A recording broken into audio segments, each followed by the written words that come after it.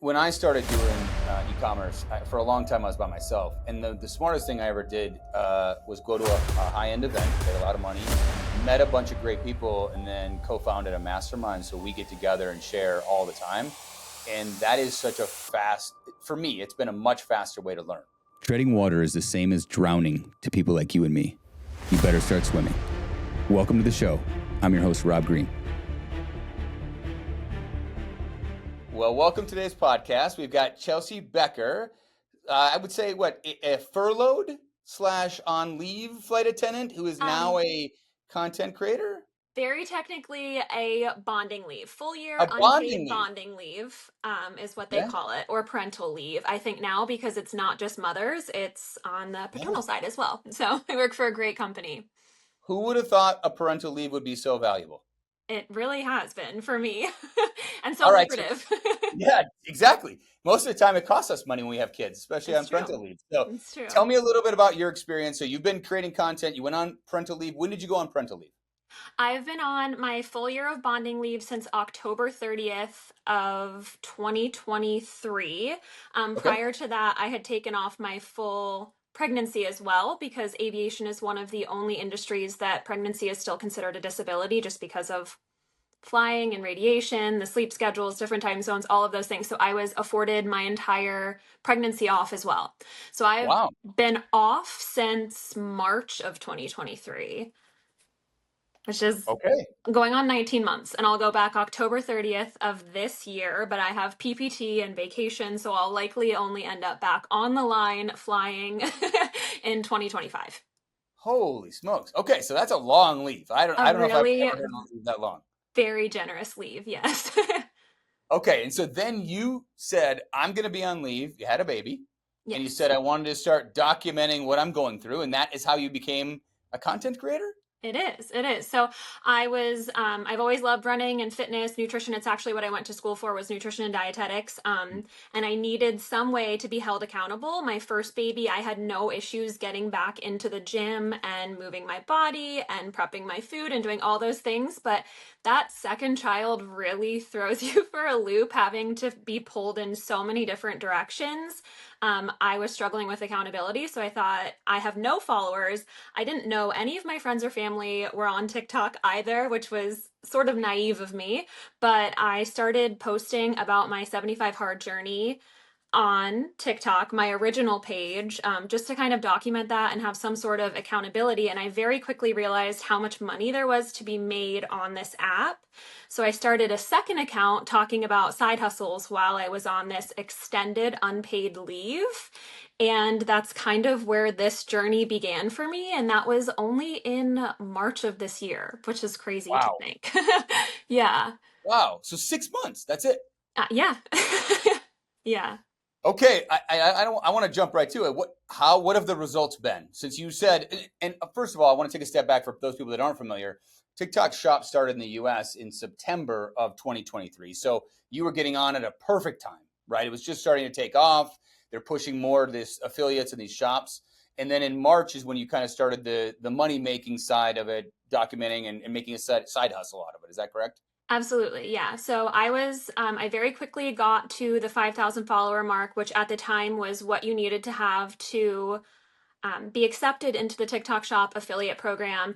And initially, I did not know what I was doing. I had just seen videos from other people talking about how much money they were making. And I was like, oh, this will be easy. I'll just make videos about my favorite products and the money's just going to start rolling in, right? And that's absolutely not how it works. There is so much of a learning curve when it comes to TikTok Shop and even just TikTok in general, if you're a content creator, stopping people scroll. So for the first 2 months, it kind of felt like I was never going to find success on TikTok Shop. And there were a lot of courses at the time, digital products that people were coming out with to teach other people how to be successful. And this is not knocking anyone who creates those digital products because everyone's got a hustle, but they felt really disingenuous to me because the one thing that I've learned from TikTok Shop and TikTok is that there is no formula outside of volume and consistency. Like that is how you'll find success. And paying $497 for a course that I then have master resale rights for just felt kind of icky to me. So I self-taught myself everything, Reddit threads, people who were willing to share their success on TikTok and the tactics and practices that they used to find that success. And slowly I started to see a little bit of success. I had a few videos that made some sales. I leaned back into what I was doing that allowed me to find that success. Um, and it all just kind of culminated. It's snowballing into this like passive income for me now that I'm also working really hard for still. And I'm closing in on an amount of money that I never would have thought possible for me to make in a year, much less 6 months. So, yeah. Been, Are you able to share how much like GMV, gross merchandise value or gross market value of sales you've had? um, my GMV has been for those 6 months, I'm not sure, but in August I did $200,000 in GMV. July I did $160,000 in GMV. Wow. Um, I want to say Congratulations. I'm probably right around the $500,000 mark. I'm not even going to include April because that's so small. And I do have two accounts, but the backup sort of got suppressed for some reason. So I'm looking at my numbers. I did $65,000 in GMV on that backup account in April. So I'm not even including that in those numbers. Um yeah, That is so amazing. yeah, from Congratulations. for someone who has no marketing skills, I've got people skills, but that's about it. I don't have marketing skills or business skills, any of those things. So completely self-taught, and that's a really cool thing about TikTok. It's affording people who otherwise wouldn't have been able to build their own businesses, build their own brands, that opportunity, and on a scale that requires them to do no investing. So you don't need any money to start this. You just post some videos, find some followers, find your audience, be as authentic as possible, and you can make a lot of money. Now, you're self-taught, which I have a ton of respect for. When I started doing e-commerce, that's how I learned, was just watching webinars and watching YouTube videos, which wasn't a lot back then. Have you found a community to be a part of now, whether it's just friends, informal, formal, where you can kind of like share ideas of what's working, what's not working? Definitely. So when I started that page, and that's the cool thing about TikTok is you are required. I can't think of anyone who's had any success that hasn't built some form of community. It Mm. almost feels like just a necessary stepping stone to get to the next level. You can't do it without a community. And you also need to recognize that there's so much community over competition. Like there's room for everyone to succeed, and lifting other people up is going to help you get there faster. But when I started that page, I was trying out side hustles. That's how the money page began, Mm. was testing side hustles that required zero investment and then reporting back on them. Cool. And through that, I built a community of other moms doing the same thing. So we all kind of Mm. started with TikTok Shop at the same time, and we were sharing what was working and what wasn't working. So I do have a community not similar to some people who have like different Discords. I know there's Yeah. Social Army and other ones like that. I don't have, you know, that sort of community, but I do have a community of people that I can reach out to if I'm having issues with things, or, what's selling great for you right now, those sorts of situations. Yeah, when I started doing e-commerce, for a long time I was by myself, and the smartest thing I ever did was go to a high-end event, paid a lot of money, met a bunch of great people, and then co-founded a mastermind. So we get together and share all the time, and that is such a fast, for me, it's been a much faster way to learn and Yeah, speed up the process, is to have that trusted group of people to bounce ideas off of. We get together in person every 4 months, and so it's like, what's working, what's not working. Okay, what do we absolutely. do this next time? Give me your advice. So we've got our next meeting is like 10 days away. We're actually doing it in Seattle because we have a meeting at TikTok headquarters, which I'm excited about, That's so and then cool. yeah, and then we have a meeting at Amazon headquarters right after that, same day. So um, with execs, so which is what we try to do, is try to find a way to give value to them and like be a voice of sellers, right? So you've got this informal community. You're able to bounce ideas. You're obviously the one that's really giving a lot of value and sharing your experience. And funny, I said this to my team earlier today. So many people want to wait until they've already made it, then they want to share. Yeah, And I feel like more people resonate with what you did, which is, hey, it's me. I'm starting this out. I don't really know what I'm doing. Grow with me and learn with me. Is that what you found to exactly. resonate so well with the community? Absolutely. And it was always coming across that way too, and addressing that as well. Like, it is very exciting to see people's income claim videos where they're a green screen in front of this screen grab of their estimated commissions, and they've made, $167,000 in 1 month. But at the end of the day, very few people are going to find that level of success. And what's even cooler is building something that isn't a one hit wonder. And that's what I was trying to do. And it was always something that I expressed was I want to build a machine that operates well and continues earning for me if a product sells out or if a product is removed from the platform. Because as a seller, you know how common that is, getting those violations that temporarily take you down, but that's enough to have an entire video lose steam if it's off the platform for 24 hours. So those were the things that I was trying to build, and I didn't want to ever come across like I was, making an insane amount of money, even though now I am. So I don't even do those income claim videos anymore because now they feel icky to me. I very quickly hit a line of income that it was cute until I hit this certain point, and then it became uncomfortable to share. Almost Um, everybody goes through that evolution, Chelsea. You're not alone. yeah, I see it all over the years. I've seen it so many times where people are like, "I'm sharing everything. I'm sharing everything. Oh, I'm not sharing anymore. I'm yeah, making too much money. I can't. I don't want to publicize that. I don't want the IRS or I don't want my neighbors or whoever it is to know how much money I'm making. Therefore, I'm all done with that. We're past that, and it was great in the beginning, but I'm all good with the full transparency on my income anymore because nobody else does that. Nobody tells you how much their W-2 no. is.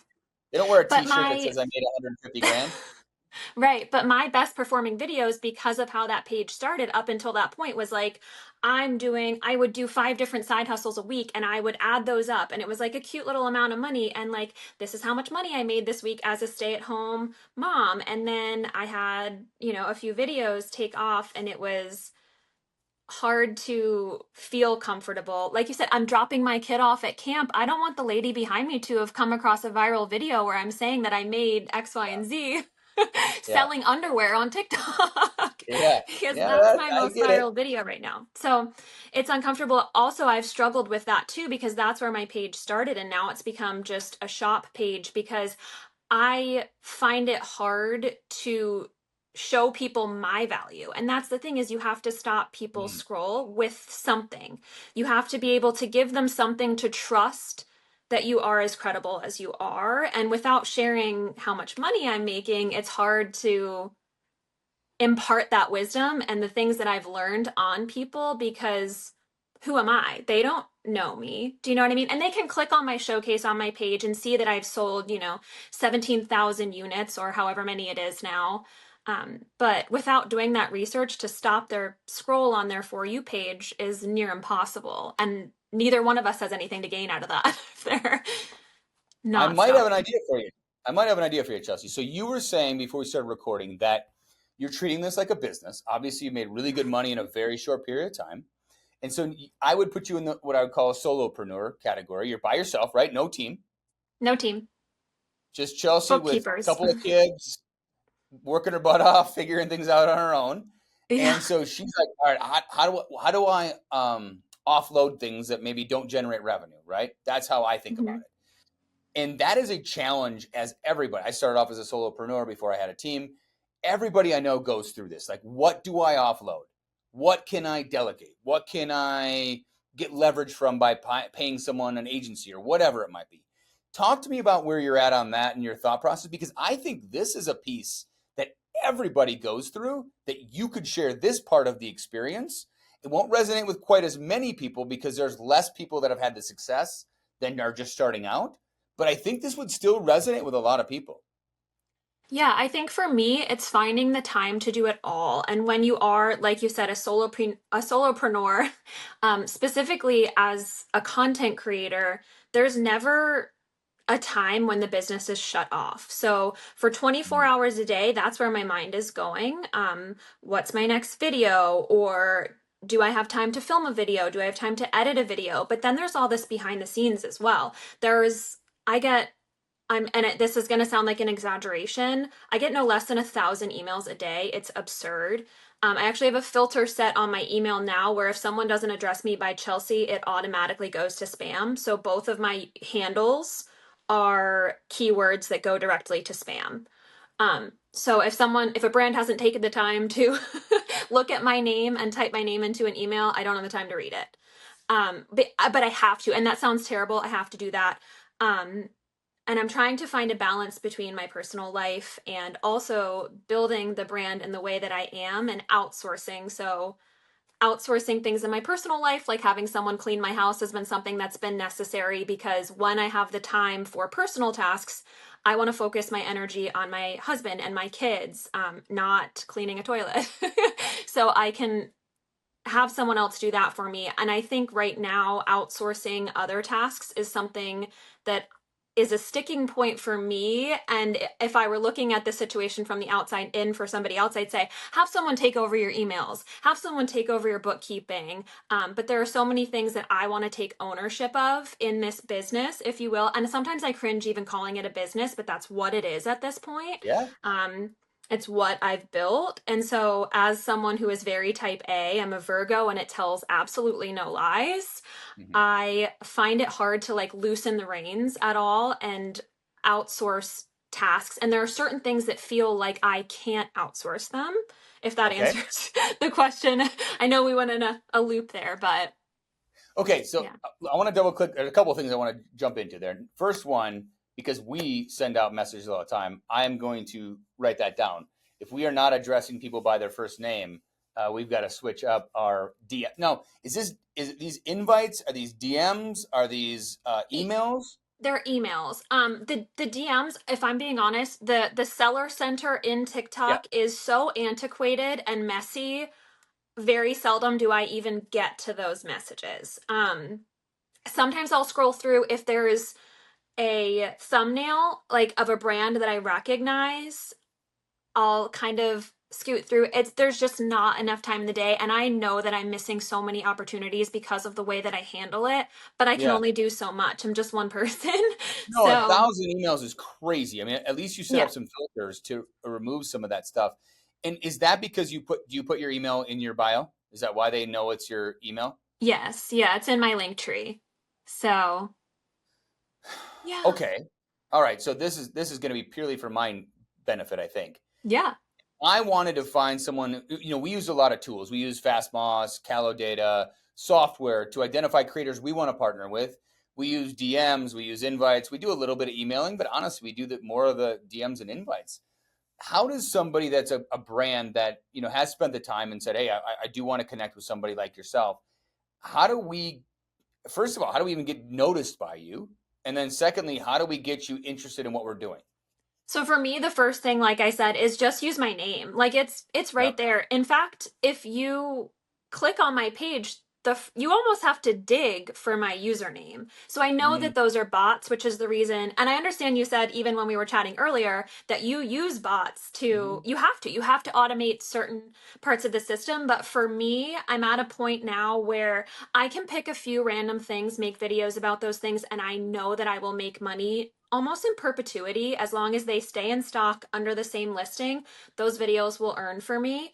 um the kind of relationships that I want to build with brands at this point are partnerships that have longevity, where I get to know you and you get to know me. And if one of us is having a bad moment, that's fine. We'll work through it together, kind of a thing, if that makes Yeah, it sense. does. And I have a few brands like that. So I think to be noticed by a creator and a quality creator who is going to want to build that same level of relationship with you is to use their first name, like find out what their name is. And it's got to be somewhere on their page, even if it's Yeah, yeah. not super obvious, their first name.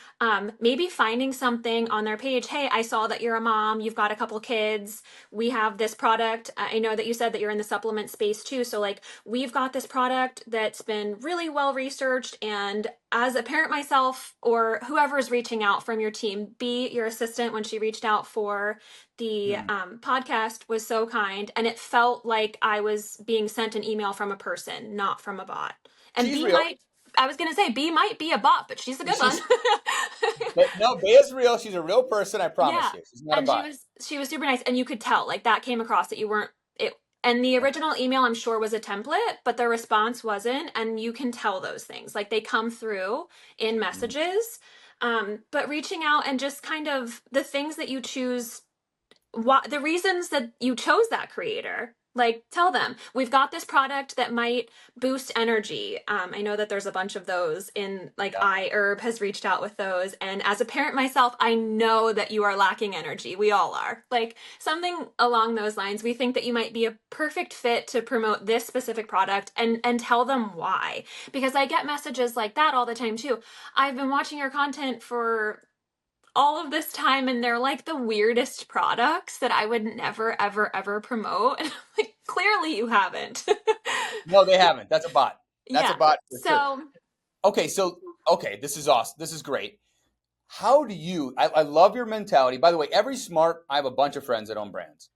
Every smart brand owner is looking for the same thing you're looking for, yeah. which is great creators that are partners. Like, I don't want somebody that creates a video, one video, and then goes away. That's not the ideal. That's kind of where we are now with a new brand, for example. But we've already identified people that are doing a good job. We run ads, they make money, they make them more money. Like, okay, this is someone that we want to maybe make more videos with. When you think about like evergreen products or something that can sell for a long period of time, how do you think about that? Like, what are the characteristics you look for beyond just a known brand that you already know? What do you think about? I think it has to be something that works for me, because even if Okay. something is viral, let's say right now, cakes, Yeah. the Yeah. little things for Yep. your boobs. Yep. They're I've seen really them. hot right now, but it's not Yep. something that I would ever wear. It doesn't work with my clothing.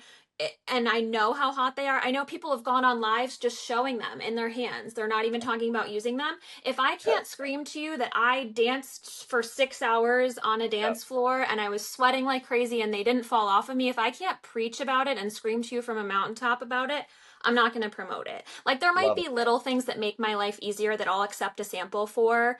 Um, that I'll talk about briefly, but if I'm building an actual partnership, the first thing has to be something that I'm using in my day-to-day life, I already use, or I know will make my life easier and I will fall in love with. Also, when I'm building a partnership with a brand, um, if it's something I've never tried before, a message that I always send back is, hey, I just want to let you know, I know we've got this 14-day window with the samples. I'm going to take all 14 of those days to try this product.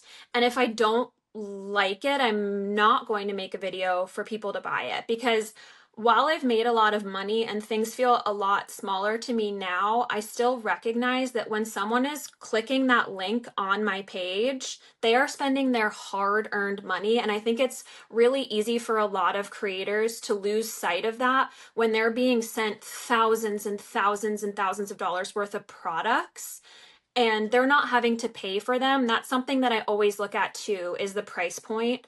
Um, I don't, if it's not something I would be willing to also spend my money on, I'm not going to promote it. And that's not going to be a partnership for longevity, with any longevity for me.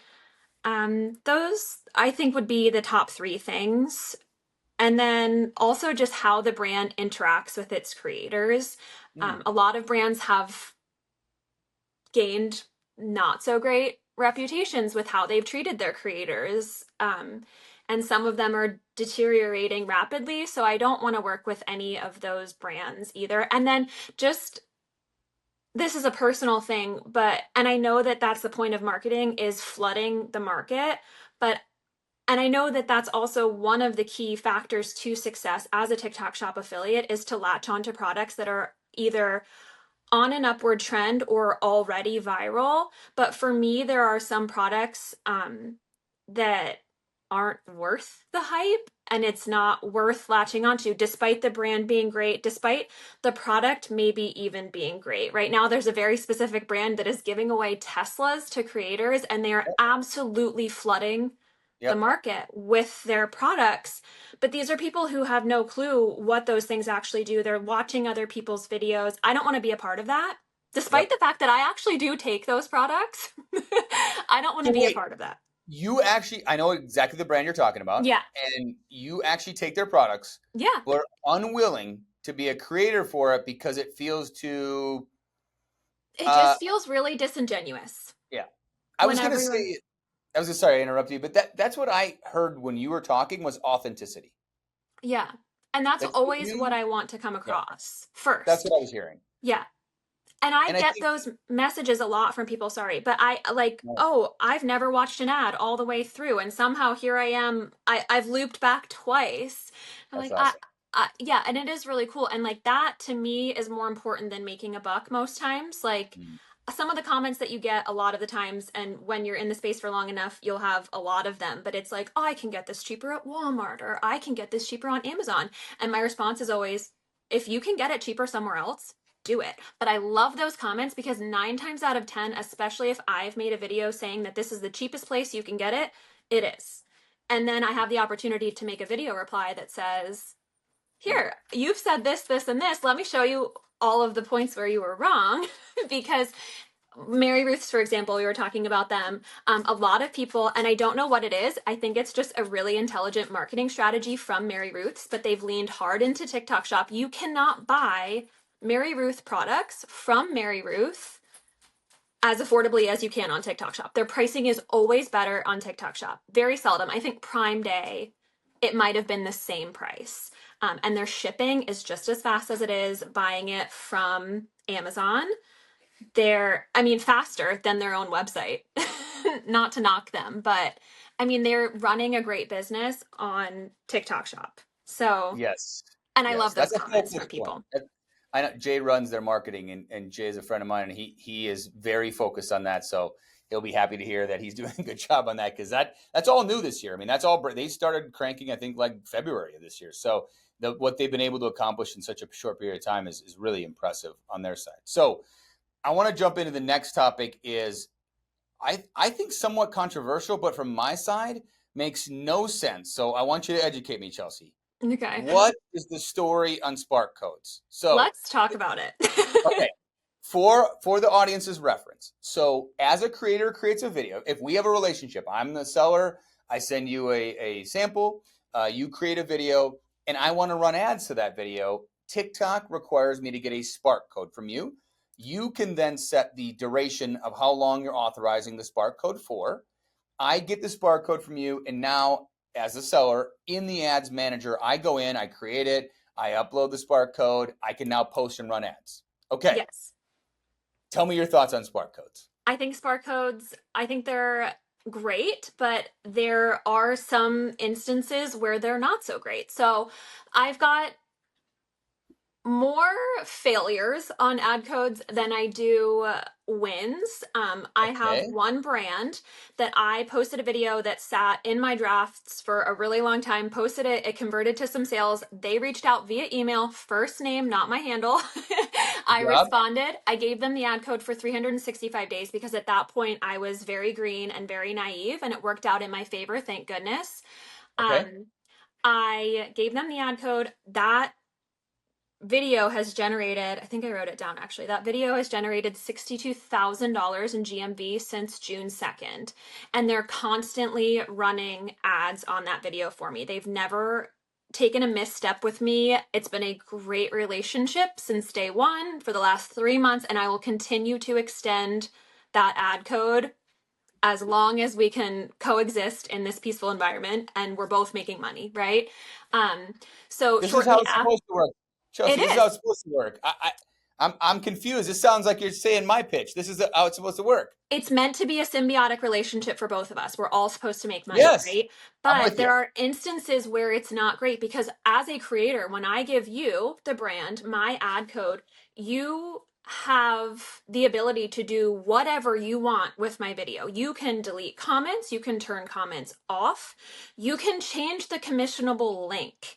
You can remove the link entirely. You can add as many links as you want. You can download my video without the watermark, which is another problem that you have to just have good conversations, but also not every brand is completely trustworthy when you even are having those conversations.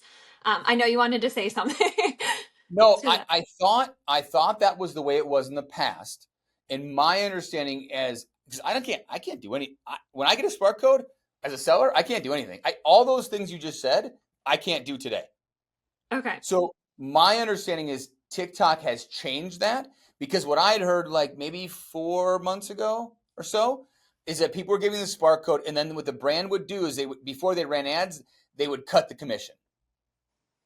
That has changed. So now Yes. there's a Can't 30 do that. day. So Yeah, they 30 can days. change the commission, but you get a 30-day. And like as a creator, I get a notice, hey, this commission has been lowered from 15% to 12%, but your current commission rate will stay in effect until September 12th, Correct. or Which whatever the seems case is. reasonable.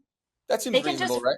That's reasonable, very reasonable. But that has nothing to do with the Spark code. You can do that to any creator. You can go into your seller center and adjust your commission rate. What Correct. brands are doing is entirely removing that commissionable link and replacing it with their own, which they are able to do.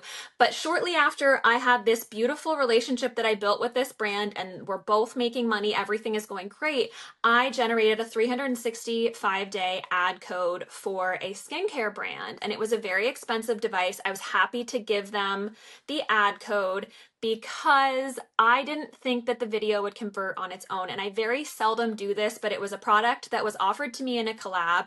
I made 3 videos. I made 3 very high quality videos for them, but in my mind, I didn't believe that this was a product that would convert at the price point, and Sure. certainly not in a way that would make me a ton of money. So it was essentially, it felt like a UGC partnership versus like just a standard TikTok shop video that I was making to earn commissions. I was Makes giving sense. them these videos, right? So I wasn't as angry about this, but my mom is my biggest fan. And I went to the beach with her one weekend and she was like, oh my goodness, every time I open up this TikTok app, you're right there on this thing. I see it over and over. And that stuck out in my mind because once you've seen a video on TikTok, it will not come across your For You page again unless it's a sponsored post. So you'll see the same ads over and over again, but the only way you're going to see a video a second, third, fourth, 100th time is if it's a sponsored post. So my Okay. mom was like, I'm like, oh, okay, what video is it? And she shows it to me. She turns her phone around, and I have the capability as a creator because of when I entered the game to link one product. You might see creators who are able to link up to 10 products. They got in very, very early. I think it was like the first month or two that they're Okay. able to link more. She turns the phone around and there are 20 products linked to this video, right? So in my mind, this is my first time seeing this. I'm thinking, oh my gosh, I'm not getting commission for any of those other 19 links. And which is frustrating because even if they left that original commissionable link in place, what are the odds that someone saw this video? Sorry, my dog. You're What are fine. the odds that someone saw this video and with 20 different options, they're going to choose the link that is going to earn me money? So Unlikely. unlikely, right? So that's frustrating because now this video is generating sales and I don't know a lot about marketing. This is not how I ended up in this space. But what I do know is that a large brand is not going to continue putting ad money in a way that my mom is going to see this video every single time she opens up her phone behind a video that's not converting.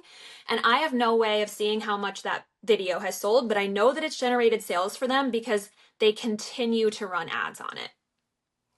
Okay, so And this is great. This is great, Chelsea, because and I got a lot of friends that own their own brands that are doing TikTok shops, and I don't know a single person, and maybe I'm not in the know about this. That is I got 1,000 Spark codes. I didn't yeah, know I can go in and change anything or comments, or we don't take out commission structure. That makes to me that makes zero sense for a brand. Now, if I was some people are resellers, that might be different, or drop shippers, right? Where they don't care mhm. about a brand because they're just selling a product, right? Um, that's crazy to me that that's allowed. So I want to dig into that because I didn't even think we could do anything with it. Because my understanding, the only thing I can do with a Spark code is I can run ads. That's all Yeah, I've always viewed it that way. Is I can just run ads, and that's it. it That's all I is do with it. it is crazy. And like circling back maybe to close the loop, and maybe it didn't entirely make sense, but when I was talking about not working with brands who flood the market, this Yeah. was one of those brands who was flooding the market. They started on TikTok Shop and they're everywhere now. And that's why, because as a creator, I don't want to be disposable to a brand. And that's Mm. the relationship that brands that are flooding the market. And again, I get it as a seller, and I know that you're a very successful entrepreneur and you have these businesses. And I know that that might be a business model for some people. But when you want to create that meaningful relationship, that's what it looks like to me. And I might be the only person who feels that way, but brands who are wanting to flood the market in that way are also not going to treat their creators well, is how I feel. You'll be just a number. You are a stepping stone to get the market flooded, if you will. So Okay. that's kind of how I feel about that. And I respect your feelings on that, and that makes complete sense. I don't. That seems like one of my favorite sayings is tripping over dollars to pick up pennies, Yeah. and that feels like somebody's tripping over dollars to pick up pennies. Like, Am I tripping over dollars to pick up pennies or the no, they brand? are. Sorry, just to clarify. The brand is the Okay. brand is like. I mean, tell me if I'm wrong. I'd say most commission structures fall in the 15 to 30% range. Is that Yeah, fair to I have say? a few that are less. I work with some small brands whose margins are much smaller, and I'm well aware Sure. of that. And I'm happy to do it for 5, 8. But So generally let's say speaking, the range is most often it's 10 to 30. absolutely, yeah. Okay. So at 10 to 30, I want you to make money because I want you to do, if you're good and here's the whole thing as a brand, if it converts at a reasonable rate that makes me money, all I want to do is more of that, Chelsea. And Yeah. if your video converts, I want to treat you right so you do more videos for me. Like, this seems so clear and obvious to me that I can't think the other way of, oh, I want to, screw somebody out of their commissions so I can make a couple extra bucks today but hurt myself down the road. That is very, very short-sighted of those brands that are doing that. And those brands should be called out, in my opinion, that are doing that. Absolutely. But so to speak to that though too, and I know I mentioned before we were recording that I think that there's a gray area where the brand might not necessarily be being malicious and the creators aren't being attacked. There's this gray area where I think all of us might sort of be in the dark. I started working with a brand who I fell in love with when my youngest was 4 months old. They just launched on TikTok Shop back in June. And as soon as I saw their product come across my page, I was like, oh my gosh, I didn't realize they were on TikTok Shop. I have to latch on to this. And it was something that the gurus 100% of the time, every one of those courses I was telling you about would say, stay away from it. Don't touch it with a 10-foot pole. It doesn't have a single sale. I did like $45,000 worth of GMV for them their second week on TikTok Shop. So that was one of those instances where like someone has to be the first person in, like Guru Nanda. Someone was scraping their tongue on a TikTok video when they had zero sales, and now they're like one of the top selling things on TikTok Shop. So I leaned into that hard and I built a really great relationship. Like I have the VP of marketing's number to text them so that if something happens, like I have, because of how disorganized the seller center is and that messaging Yeah. center, I'm able to Yeah. get a hold of somebody ASAP. So I built a great relationship, and I also have helped them kind of like mold some of their marketing strategies. I saw a video come across my page, and because of what my mom showed me on that original video, I was very acutely aware of the fact that most creators don't have the ability to link more than one product. And I saw a sponsored post from this brand come across my For You page with 10 things linked to it. So I went to the creators page, the original video has one product linked. That confirmed for me that she had only linked one product and products had been added with an ad code.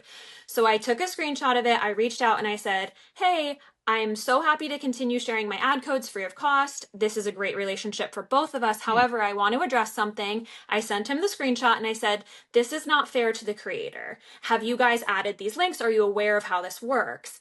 And he said, no, I'm completely unaware of that. So I think from a seller standpoint, there might be a lot of sellers who assumed those are commissionable products. Like those are affiliate products in our store.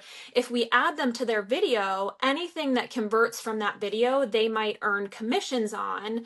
I That don't makes sense. know. Maybe that's in the fine print. So I don't want to think that that those Mm. brands did this maliciously. But if I didn't Mm. add it myself, I'm not earning a commission on it. So Well, that was and something he was completely unaware of until I brought it to his attention, which is kind of sketchy. I just feel like there's an easy way to solve that. TikTok should allow anything that's on a video to generate commission. well, I'm wondering if TikTok does it. Like TikTok earns the commission or TikTok adds No, the links. TikTok adds the links. The brand that I was working with, when I asked if they did, he said yes, that they were collecting data and they were doing it one of two ways. So they were running videos with just one link, and then they were Yep. also running videos that they added links to. So he did say that they added those links to the Okay. products. There's another really prominent flood the market brand who I've started sending out a response, and it is just a template that basically says, I'm happy to share my ad code with you, but please just review these guidelines. And it lists off a number of things. The commissionable link that I added will remain in place. I don't want any other links added to this video. My video cannot be downloaded to be used across other platforms, because that's another thing that happened to me. I worked with a small stroller company, generated a ton of GMV for them, and they didn't have a lot of product. So they were just a startup. I sold them out twice now. And now every Wow. time I open up Instagram or Facebook, my videos are being run as ads with hundreds of thousands, one of them a million impressions. And that ad placement should be coming back to me in payment. And they never even asked to use those as ads. So again, and that's a misstep on a small scale, but still, those are my hesitations. When you ask me why, as a Yeah. creator, you might not like ad codes, that's why, because I'm giving you the ability to do whatever you want with my content when you have that ad code. Okay. So this has been great.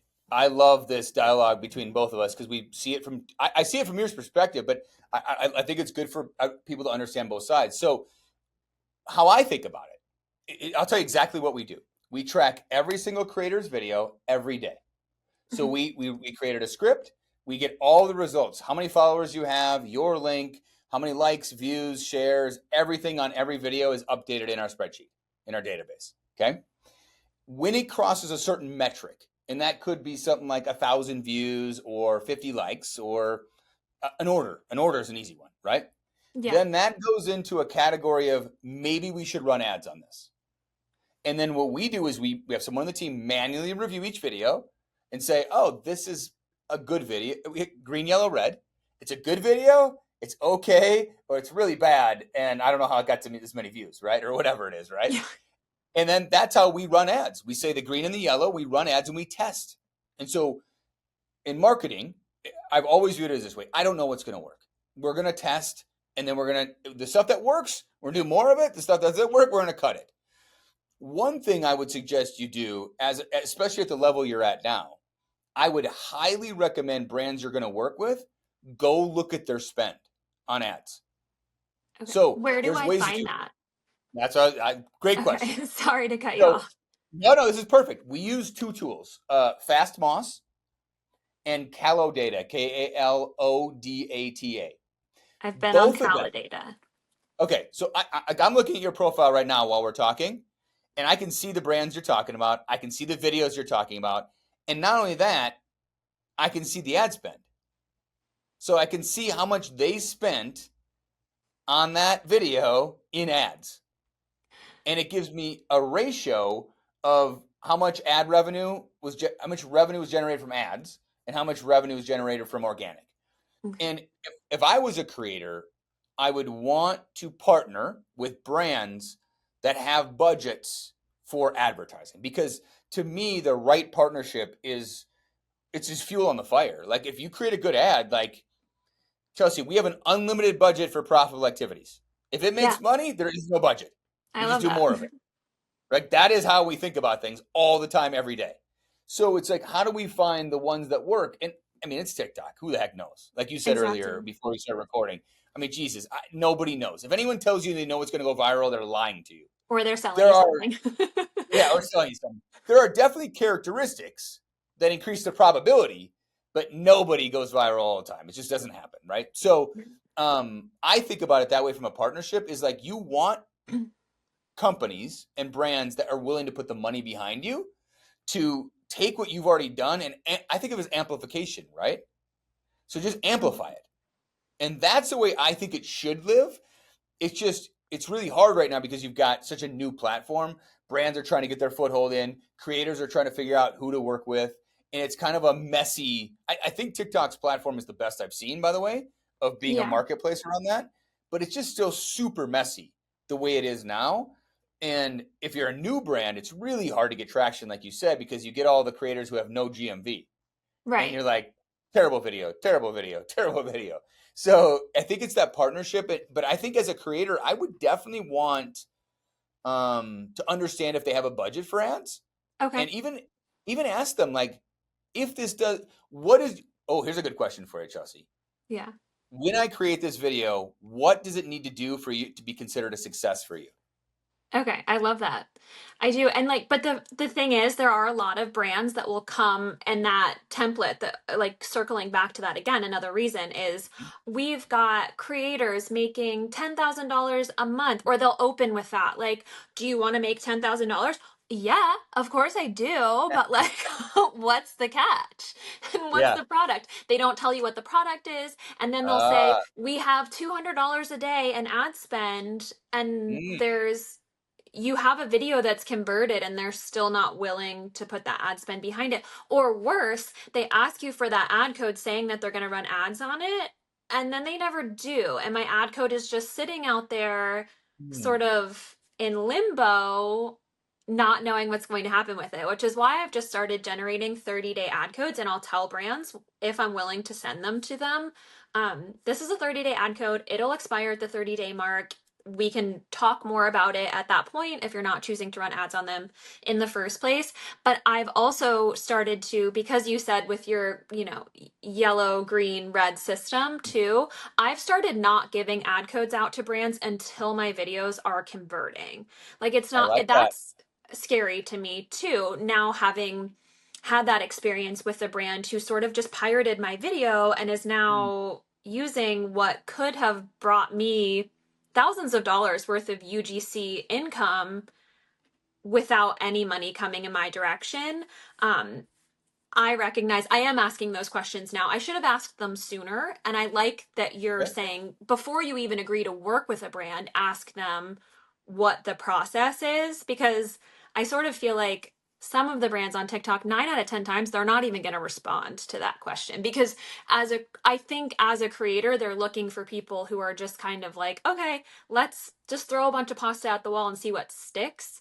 They Mm. don't, that would be considered difficult, at least is what I'm thinking. Like opening that dialogue and having those conversations, they're not looking to build the kind of relationship that I might want or you as an effective business owner, seller might also want. I think, There's yeah, I'm sorry to interrupt you. no, no, no, that's okay. I didn't have a thought. I was just talking. No, I think what you're saying is true. I mean, we kind of do it both ways. We do the wide, the shotgun approach, Yeah, and we do the laser approach, where we say, all right, this is a perfect person to do a health journey with us or something like that. We do both versions of it because we don't really know what video is going to work. I mean, we got videos that convert that I'm like, I didn't think that was going to convert. We run yeah, ads on it. It's our lowest cost per conversion. I'm like, I can't believe that's true. yeah, So because I've been marketing for so long, I don't try to predict what's going to work and not going to work. And so what our model is we just, if it's green or yellow, we just run ads to it. And we start it off at like $20 a day. And that's it. And we yeah, see what happens. And then the algorithm tells us whether it works or not. If it works, we increase the budget. And then we reach out to the creator and say, hey, you're making money. This is good. We want to do more of this. Do you want to create more videos for us? Do you need more samples? What do you want to do? Like that's how we like a big filter, right? We start yeah, with a wide and then we try to narrow down. I think the brands that have like real brand equity, like you said, you found a brand that came on TikTok in June.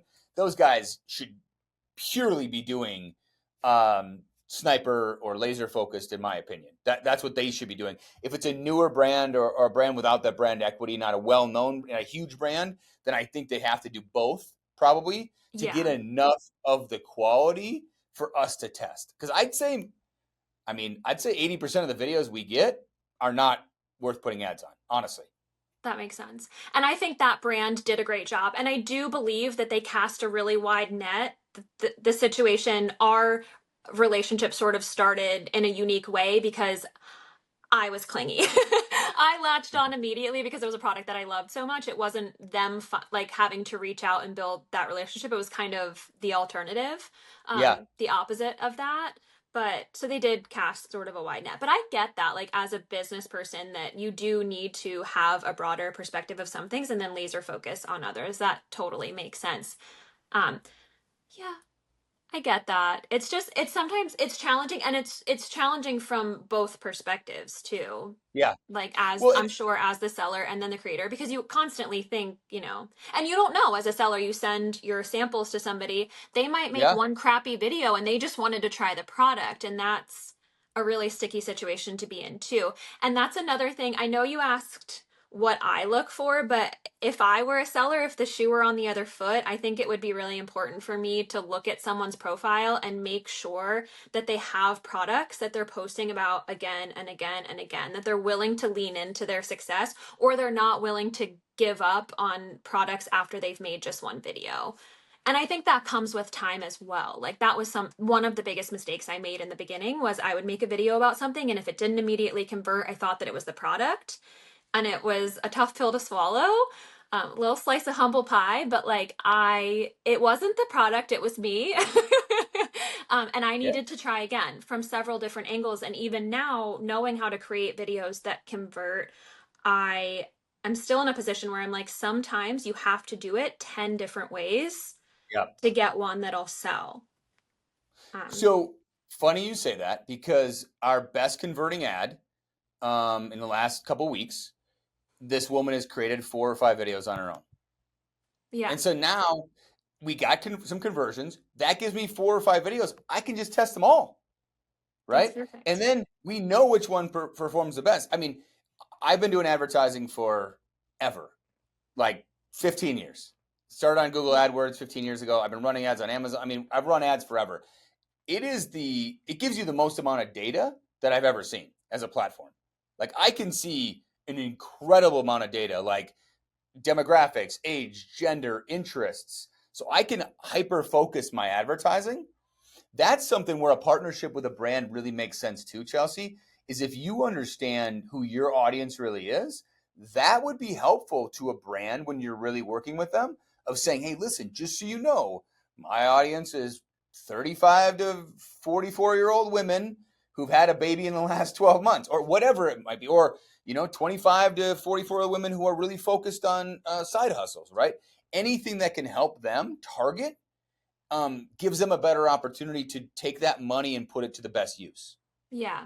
I think that's the trouble with TikTok though now too, is I don't like I recently I went through all of the UGC steps. I learned how to create my portfolio and pitch brands and all of Mhm. those things, have my simple media kit. And I recently was like, TikTok isn't following the rules. TikTok is changing the game. They really are. So Yeah. I went back in and I was like, why do I need to use a media kit template? This doesn't work for me. I'm not doing a ton of UGC work anymore. So I went back in and I adjusted my media kit to reflect all of my metrics on TikTok. But Yep. TikTok has changed the game in a sense that, like, you look at your creators who are likely making the same level of income that I am, that are only on Instagram or only on Facebook, and they've got 500,000, 750,000 followers. I've got 30,000 followers, and on any given day, I couldn't tell you exactly what my audience is. I could tell you from my analytics what it says it is, but my videos just go where they need to go, if that makes sense. And I'm sure you've seen that too.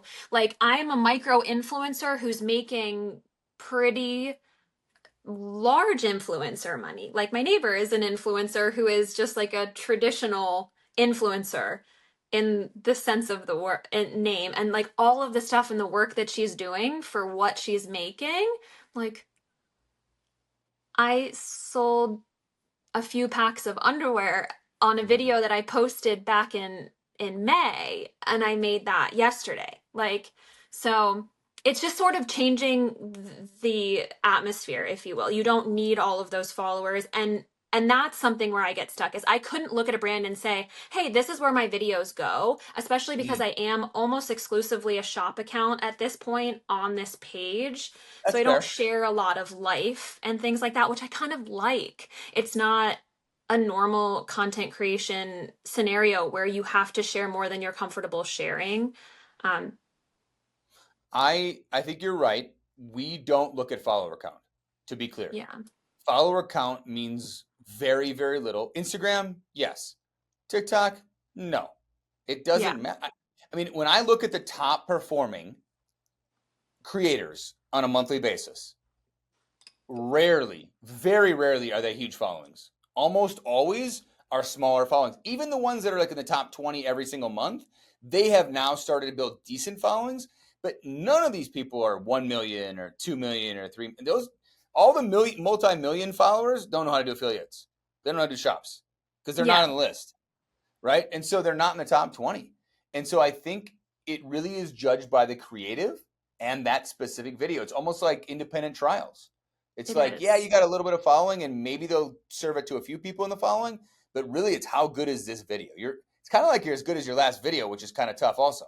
It absolutely is. And that's the other thing I think you kind of reminded me of that thought too is you can expect for your videos to be seen by 2% of your following tops. So every time that my video comes across someone's For You page, one of these shoppable videos, they don't know me. So I have to hook them. I'm not recognizable to them. I have to hook them. I have to kind of have them get to know me in a little bit. Like you said, I like the authenticity factor that my videos come across with. So like having my videos lead that way, having that hook, finding that rhythm, just because people don't know you when you're coming across their For You page. Why should I buy this from her? Why should I Right. trust this person?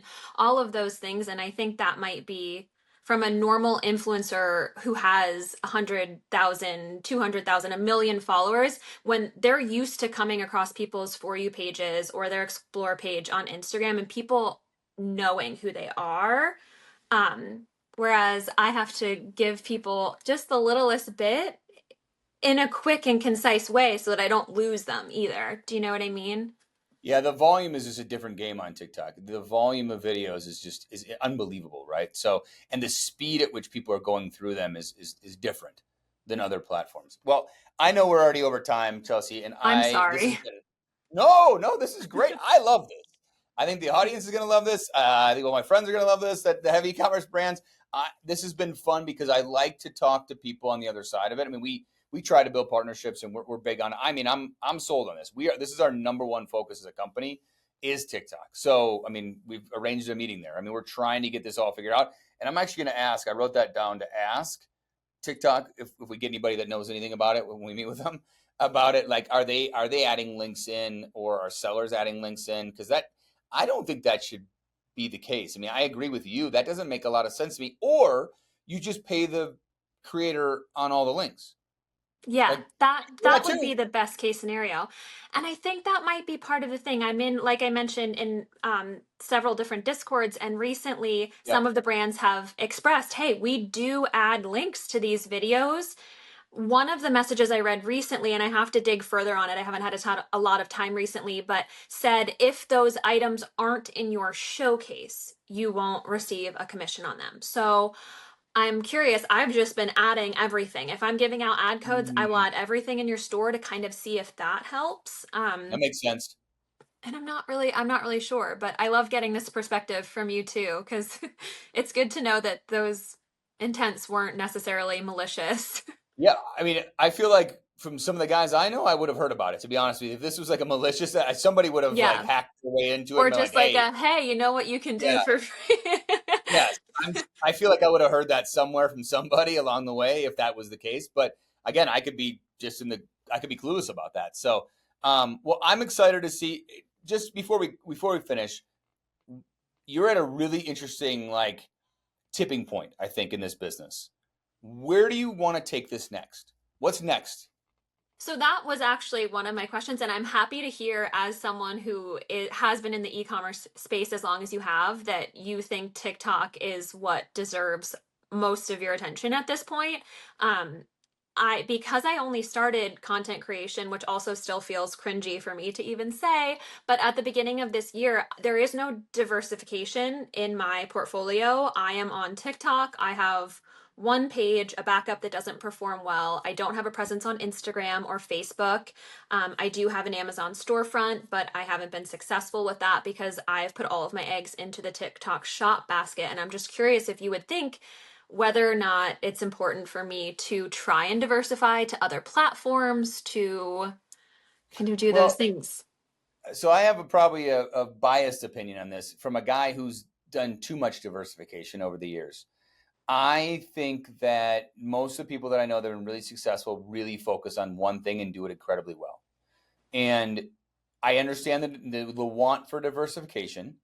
I mean, I think I don't see any harm if you set up an Instagram account and you reposted the same stuff to Reels, maybe, because I do see some success with for the posts that go on TikTok and then you just repurpose them on Reels. I mean, that's relatively easy to do, right?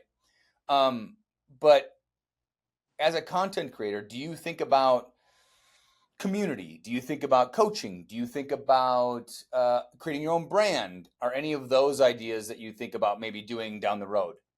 I would love to, and I think that I could help people on a small scale, but I stand in my own way a lot. I need a lot of encouragement. Like my husband, I was invited to an event in LA. My husband had to talk me into going. When B sent this message, I thought, what kind of value could I offer someone who's this successful to have a chat on this podcast?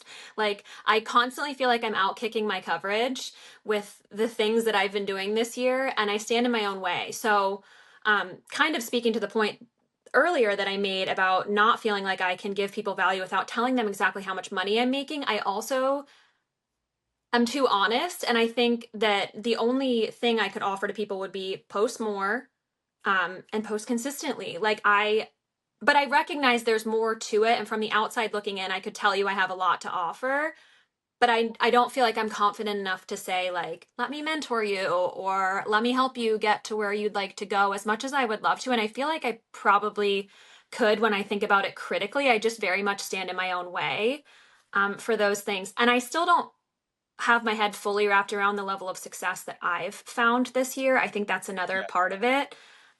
So I just don't feel like I have a lot to offer, which is definitely a me thing.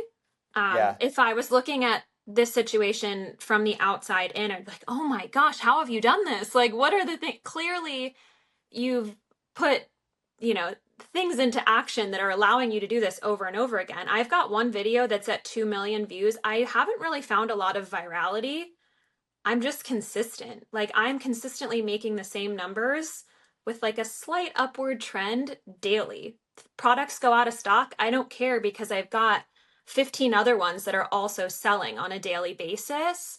Um, yeah, so I know that I've put those processes into place myself, and that if I was given the option to talk to somebody about it, I could probably fulfill all of their wants and needs when it comes to how to build the same level of success. Even just talking this out with you, I'm talking in circles about it Well, because I'm so no, uncomfortable and not confident with it yet. so I think that's what I was going to say is that this feels like a classic imposter syndrome where Absolutely. a lot of people feel that way. Like that this is very common. Like, I said to you before we started recording, I think about this. Like I respect that you shared what you were doing as you were learning because that takes you've already done the hard listen, you've already done the hard part. Like you shared when you didn't know anything. Yeah, it's true. I mean, you know more now than you did 4 months ago. I always think about it this way, Chelsea.